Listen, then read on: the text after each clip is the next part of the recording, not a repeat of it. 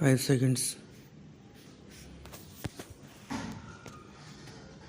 Mr. Chairman, I think the Honorable Minister would have done well if he had explained to the House the changes made by the Joint Select Committee in the bill.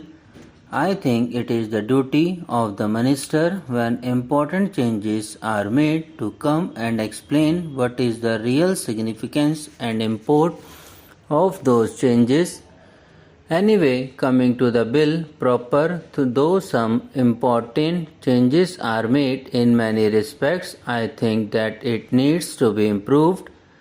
If the special objective of this bill is taken into consideration, the government has not done well in not incorporating the social objective that had been set forth by Parliament in practice and bringing it into reality in this particular bill. Sir, it is very necessary for us to profit from the experience of highly industrialized and advanced countries. At the same time, we cannot copy the methods that were evolved by those countries. We cannot copy the principles that were evolved in an entirely different context and transplant them here. Trademark is a type of industrial property. The ownership of trademark has developed entirely in a different context in England, in America, in Australia and other countries. When the capitalist economy was thought to be sacrosanct, when it was considered that nothing could be done against the ownership of a particular property, these principles were evolved.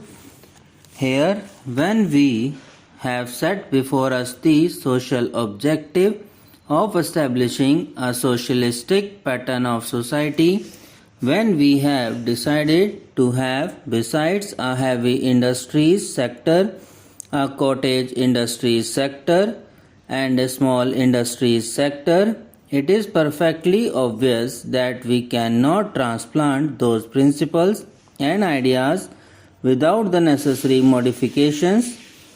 If we look at the bill, it will be perfectly obvious that though the Joint Select Committee has amended it to some extent, as far as this important aspect is concerned, it has ignored the fundamental or the basic objective.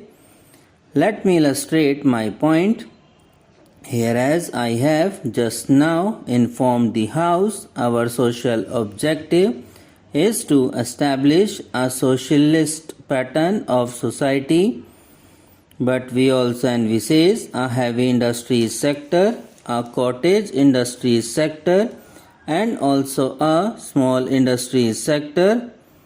Accordingly, we visualize production to take place not only in the big mills owned either by the state or by the big capitalist industries, but also in cottage industries and small-scale industries. Many attempts were made on behalf of the local industrialists to manufacture matches, but they could not withstand the competition. One of the weapons in the hands of those big monopoly companies is to use the trademark to browbeat these manufacturers and harass them. This is not the only measure to curb these big monopolists, these foreign monopolists.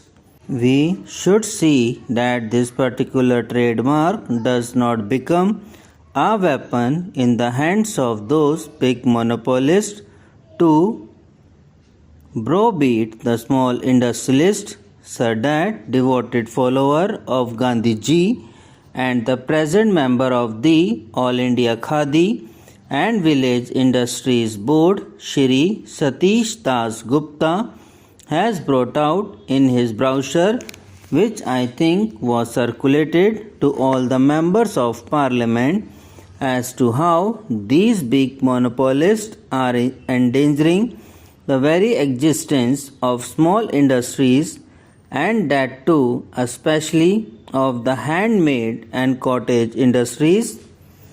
So, when it comes to that, no specific effort has been made by the government to see that this particular branch of industry and the products produced by that industry are given due protection. When we brought it to the notice of the ministry that in order to protect these products of the cottage industries and the small scale industries, some specific provision should be introduced in respect of journal registration. Our request was refused. It has been argued that since the provision has already been made for the limitation of this trademark to a particular territory, no necessity exists for this journal registration. But if we examine this thing, sir, we can perfectly understand that the registrar has got the power to limit the jurisdiction of a particular registration to a particular territory. By that, the small manufacturer does not derive any benefit. So, we suggested that some scheme for registering these small scale products should be evolved and it should be called journal registration. There are many manufacturers who produce for the local area and whose produce is consumed locally. There are many varieties of BDs. There are many varieties of foodstuffs which are locally manufactured and which are also locally consumed. These people are mainly interested in seeing that their trademark is registered and limited to a particular extent. So, producers are not interested in an all India circulation or an all India market, but they are mostly interested in their local consumption. Some provisions must be made for such people to register their trademark, limiting their jurisdiction to their particular zones. Then, sir, coming to the question of jurisdiction, it has been stated that the jurisdiction should be extended to the high courts.